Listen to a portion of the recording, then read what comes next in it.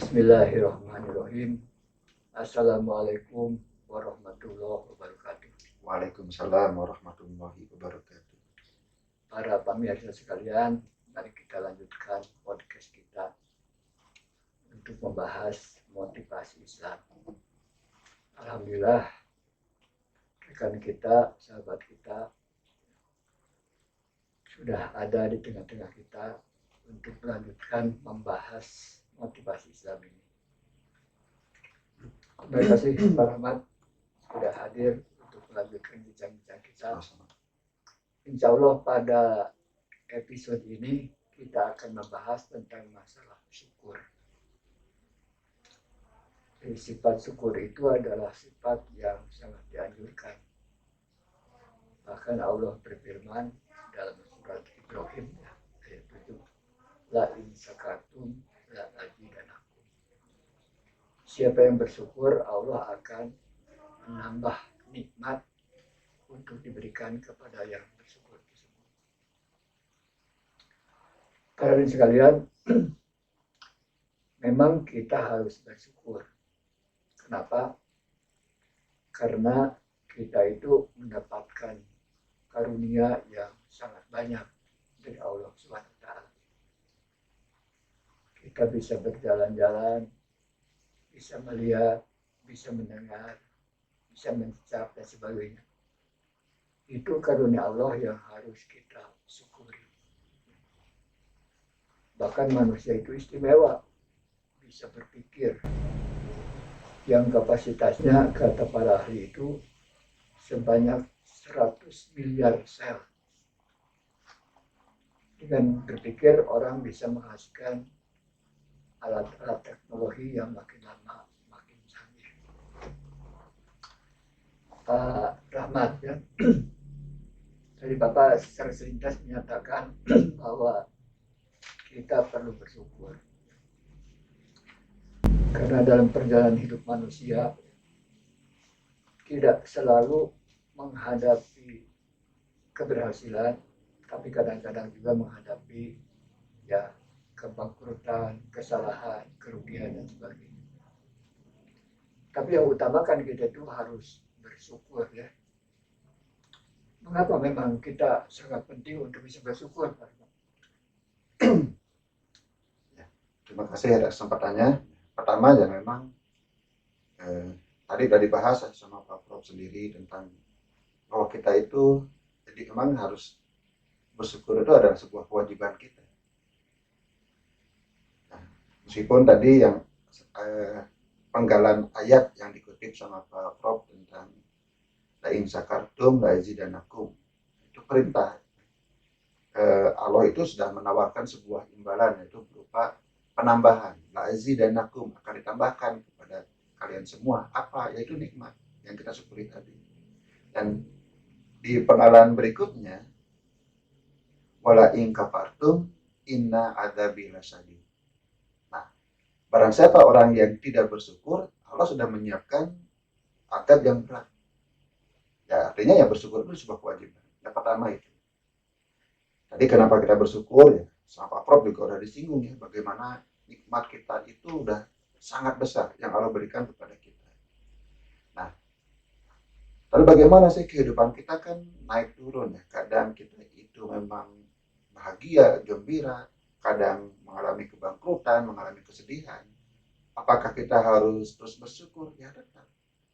Ayat ini juga tidak mensyaratkan kan, bersyukurlah kalian kalau sedang bahagia, tidak. Yang jelas kita diperintahkan bersyukur. Artinya dalam kondisi apapun kita bersyukur, termasuk dalam kondisi posisi kita itu sedang kecewa, sedang menyedihkan, sedang bangkrut dan sebagainya. Kenapa tetap harus bersyukur?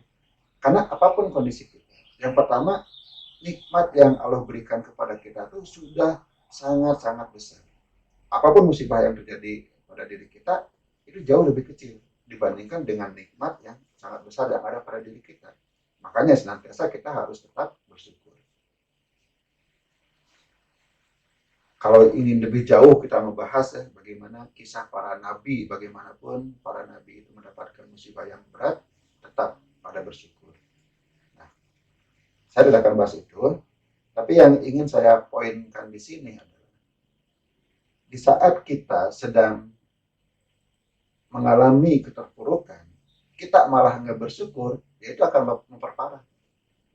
Justru saat kita sedang kecewa, sedang sedih, tetap kita bersyukur. Supaya apa? Supaya Allah itu menambah nikmat kita.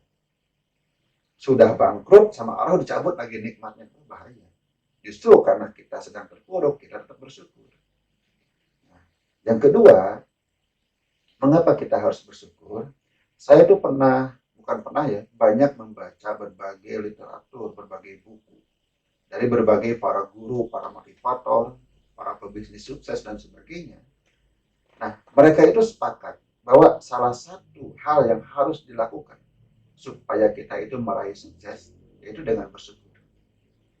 Jadi ya, bersyukur itu ya sudah sesuatu yang wajib, yang harus kita lakukan, apapun kondisi kita. Ya.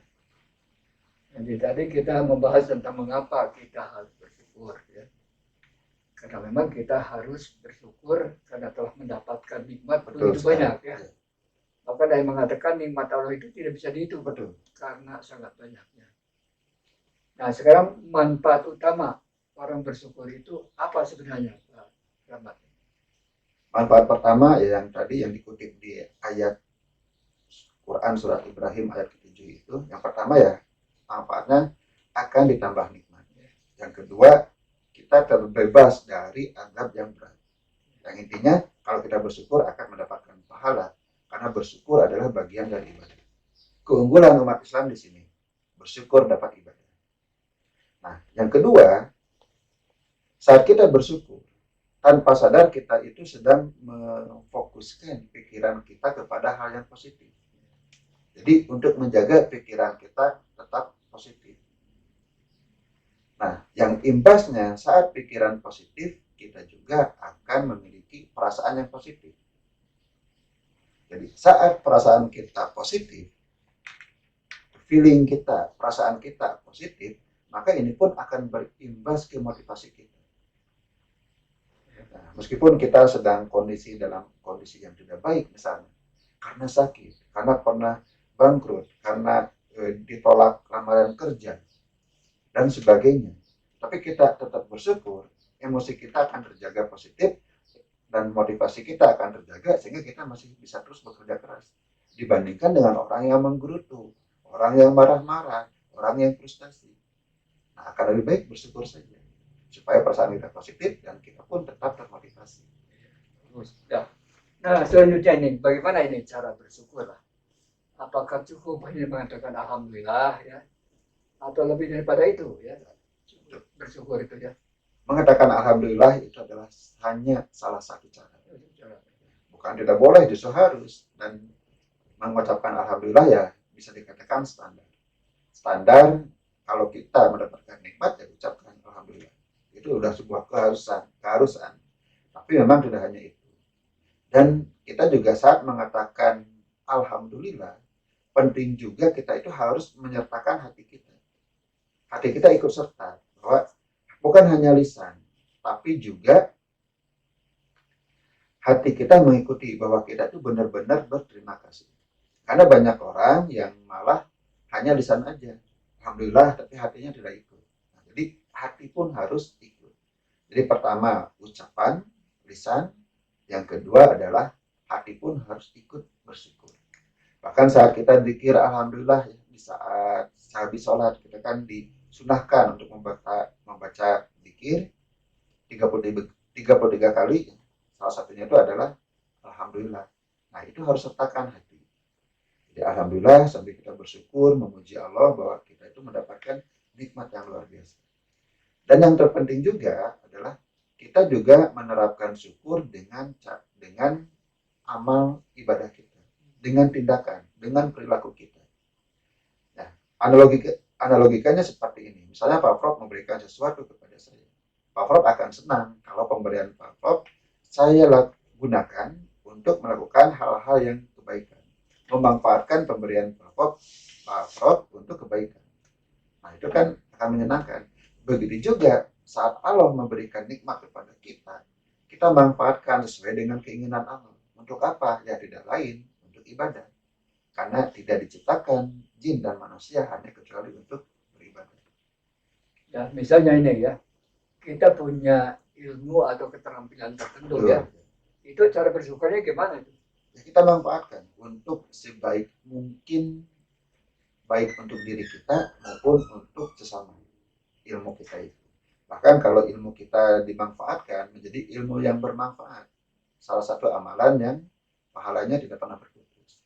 Ya, kita manfaatkan misalnya kelebihan ilmu kita dengan berbagi, dengan membimbing, dengan mengajari, dengan memberi menasehati dan sebagainya.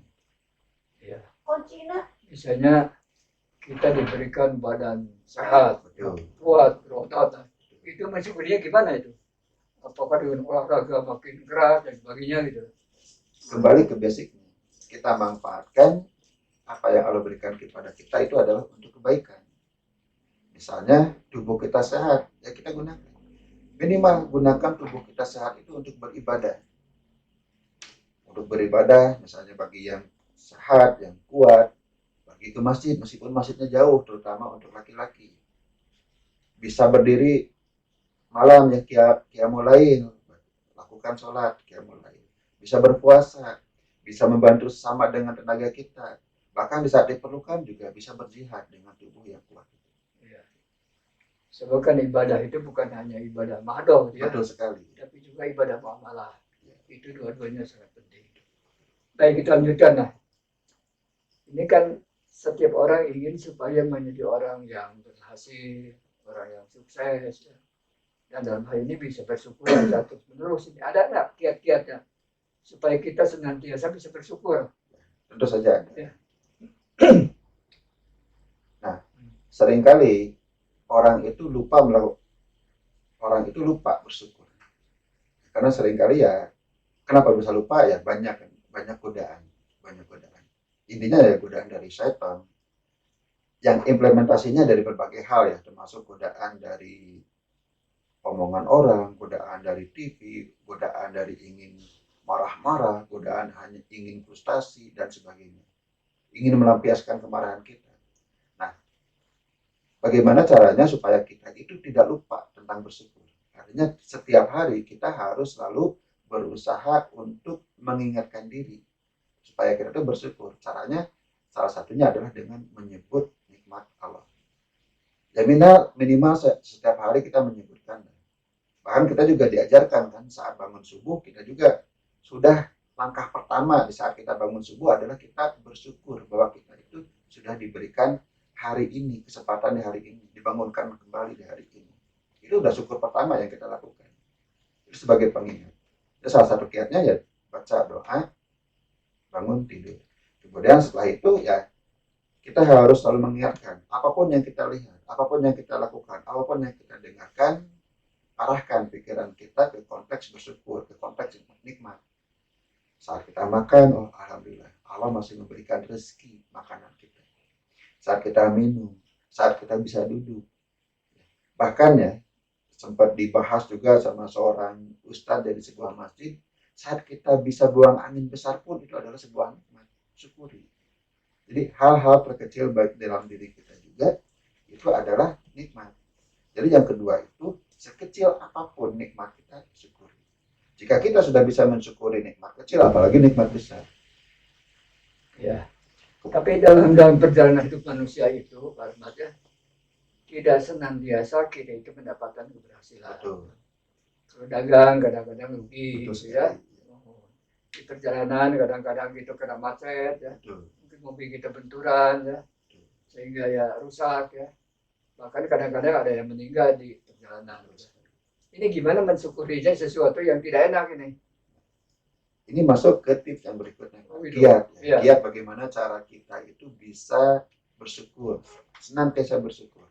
Jadi segala sesuatu harus dijadikan alat, harus menjadikan pengingat bahwa kita itu senantiasa mendapatkan nikmat dari Allah.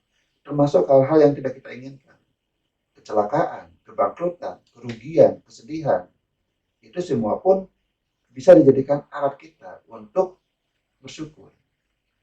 Caranya salah satu cara adalah dengan selalu mencari hikmah dari apapun yang terjadi pada diri kita. Saat sakit, kita bertanyakan kepada diri kita, apa yang sedang Allah ajarkan kepada kita? Apa yang ingin Allah berikan pelajaran buat diri kita? Kenapa saya sakit? Saat kita bangkrut, kembali lagi, Allah itu sedang mengajari saya apa? Allah itu sedang memberi hikmah saya itu apa? Selanjutnya seperti itu, apapun kita selalu berpikir Allah itu memberikan kebaikan kepada kita. Hanya saja kita nggak tahu apa kebaikan itu. Makanya kita bertanya, apa sih yang sedang Allah ajarkan kepada saya? Sehingga saya mengalami kebangkrutan ini. Apa sih yang Allah sedang ajarkan kepada saya? Sehingga saya mengalami rasa sakit ini. Karena apa yang sedang Allah ajarkan kepada saya sehingga saya itu misalnya tabrakan mobil dan sebagainya. Sehingga saat kita bertanya dengan pertanyaan yang tepat, kita akan menemukan hikmah. Baik itu hikmahnya bisa langsung ditemukan, bisa tidak, tapi suatu saat akan ditemukan. Kalaupun kita belum menemukan, tapi saya belum mengerti ini apa hikmahnya, apa maksud Allah. Tapi satu keyakinan bahwa Allah itu sedang memberikan kebaikan kepada kita. Di setiap musibah, Allah itu sedang menyiapkan kebaikan kepada kita. Ya syukuri aja, meskipun kita belum tahu kebaikan itu apa. Tapi kan minimal kita evaluasi diri gitu Betul ya. sekali. Kenapa kita sampai musibah ini terjadi dan sebagainya gitu ya. Itu sebuah Kenapa kita pelajaran. jadi dagangnya rugi lah. Betul. Atau barang yang tidak laku lah. Betul. Itu evaluasi diri. Betul. Saat kita mengevaluasi diri, kita akan menemukan sebuah pelajaran dan hasil evaluasi. Kenapa jualan saya rugi? Ternyata setelah kita evaluasi, ternyata saya kurang memberikan penawaran yang menarik. Ternyata karyawan saya di kasir kurang ramah melayani pelanggan misalnya. Itu kan sebuah hikmah, ilmu, pelajaran baru yang Allah berikan kepada kita. Mungkin selama ini tidak kita sadari, tapi dengan adanya kerugian jadi kita sadari. Itu kan sebuah nikmat yang luar biasa. Dalam menghadapi musibah ini orang sudah punya kiat yang hebat ya. Itu kiat untung. Untung. Ya. Jadi kalau misalnya ruginya itu hanya 100.000 ya, ya untung. Ya tidak 1 juta misalnya ya. Kemudian mobil kita misalnya kita geserkan sedikit ya penyok sedikit ya. Bilang yang jangan marah, untung hanya penyok ya. Gitulah. Kalau kita bisa celaka ya hanya sekedar misalnya ya jari kita itu tergilir gitu ya. Untung tidak patah gitu ya. Itu bagus kan? Kiat untung itu. Bisa. Jadi kita tidak memikirkan hal yang negatifnya, tapi kita fokus ke positifnya. Ya sama seperti Nabi yang seumur hidup ya, mungkin 60-an tahun sakit terus. Saat istri beliau itu Nabi Ayub ya. Nabi Ayub yang sakit sekian lama, tapi saat istri atau orang lain bertanya, kenapa engkau kan Nabi? Kenapa tidak minta tolong aja kepada Allah untuk disembuhkan? Pasti Allah akan menjawab doa engkau. Ya. Yang jawabannya kira-kira ya beliau itu mengatakan, nikmat Allah itu sudah sangat besar diberikan kepada saya. Rasa sakit ini tidak ada apa-apanya dibandingkan dengan nikmat yang Allah berikan kepada ini. Jadi ya itu fokus ke nikmatnya. Saat kita misalnya tangan kita terkilir, kita juga fokus bukan ke tangan ini, fokus ke sisa yang lainnya yang masih selamat. Jadi ya filosofi untung orang Sunda itu ada bagusnya. Bagus ya. Ya, artinya dengan adanya musibah tersebut tidak makin berat musibahnya ya. Betul sekali. Bisa menjadi lebih ringan. Oke, kita selanjutnya ini Pak Rahmat ya. Kadang-kadang syukur itu suka dipakaikan dengan sabar. Jadi artinya apabila kita mendapatkan nikmat bagaimanapun kecilnya, itu harus disyukuri. Demikian pula apabila kita menghadapi masalah, kesulitan, tantangan, ya kita harus sabar. Ya. Sebab dengan sabar itu, masalah-masalah yang berat itu bisa menjadi ringan. Atau kita bisa mencari solusi gitu ya. Itu gitu ya. Jadi sabar syukur dan sabar itu harus dipakaikan dengan itu ya, ada syukur yang harus dipakaikan dengan sabar. Dan itu memang ada hadisnya ya. Kalau teksnya saya kurang hafal, tapi intinya Allah itu mengagumi seorang mukmin. Saat dia dikenai musibah, dia bersabar, saat diberi nikmat dia bersyukur. Itu salah satu kelebihan seorang mukmin. Satu paket. Jadi apapun yang terjadi pada dia outputnya, keluarannya adalah sebuah kebaikan, sebuah ibadah. Kalau sudah syukur, sabar, atau bahkan kedua-duanya selalu beriringan. Karena ya sabar syukur itu dua-duanya ya bisa beriringan juga. Saat kita sedang musibah, saat kita bisa mengambil hikmah, kita bersyukur sambil bersabar saat kita mengalami rasa sakitnya. Contoh saat kita kecelakaan, sakit, kita bersyukur, alhamdulillah saya hanya dikasih luka yang kecil. Alhamdulillah saya mendapatkan pelajaran. Lain kali kalau bawa sepeda motor itu harus memenuhi rambu-rambu lalu lintas. Hikmah, alhamdulillah ini sebuah nikmat. Tapi sekaligus tetap bersabar dengan menahan rasa sakitnya. Wah, ya saya bersabar, saya mengalami rasa sakit, tidak mengeluh, tidak marah-marah misalnya. Itu salah satu contoh dari bentuk kesabaran. Nah, meskipun kalau kita bahas tentang kesabaran itu sangat luas. Kesabaran dalam artian diam itu hanya salah satu bentuk kesabaran. Masih banyak bentuk-bentuk kesabaran. Ya mungkin kalau dibahas itu butuh satu kali podcast lagi. Mungkin lain kali kita bahas tentang kesabaran dan itu luar biasa.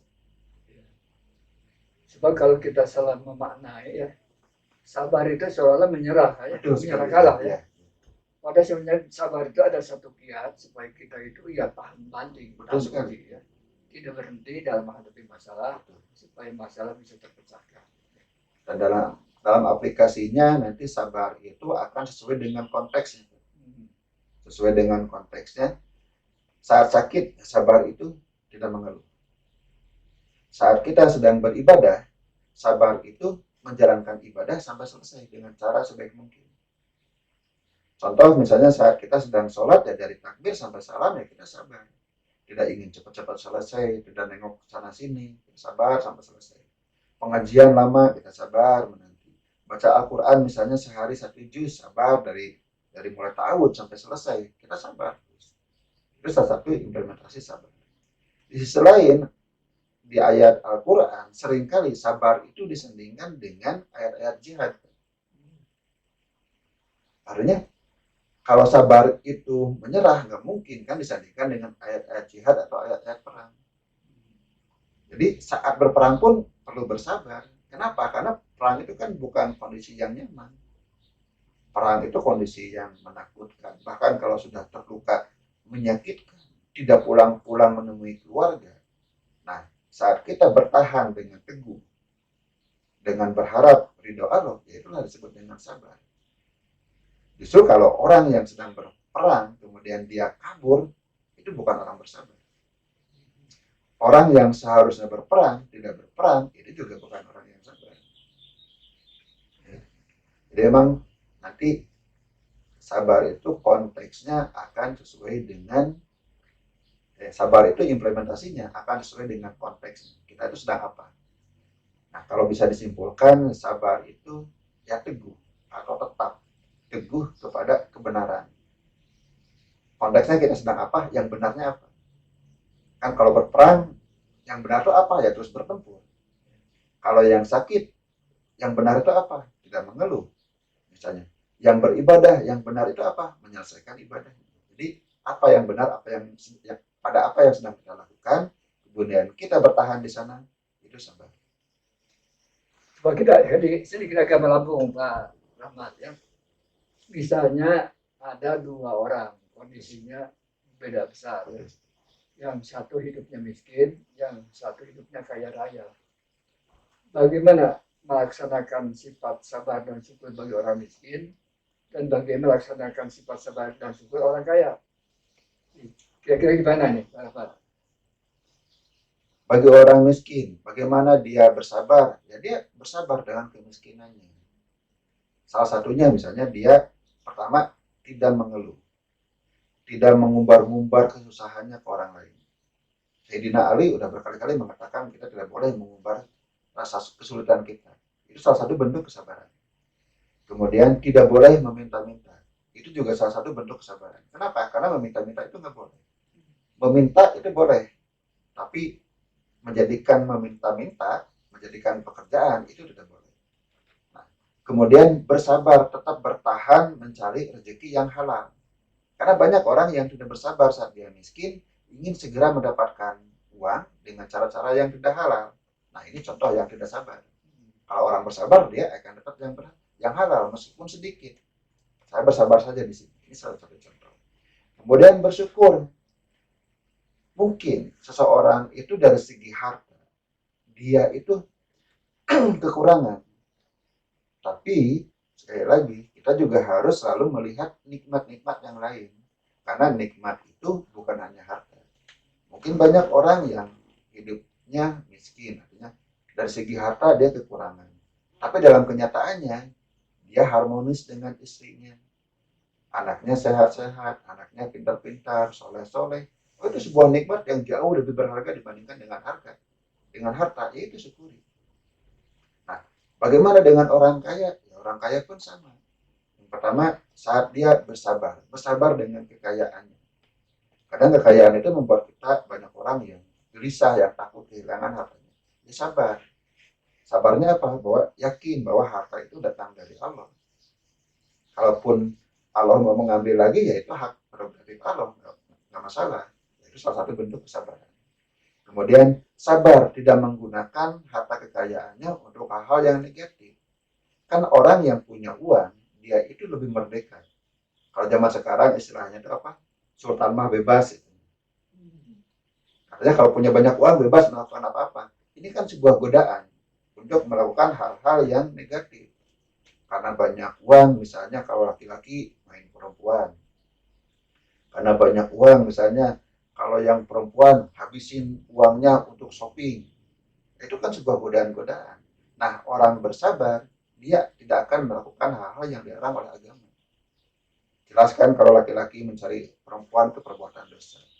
Perempuan yang terus-menerus dia shopping itu kan pemborosan. Pemborosan juga dosa. Nah, orang bersabar dia akan menjaga.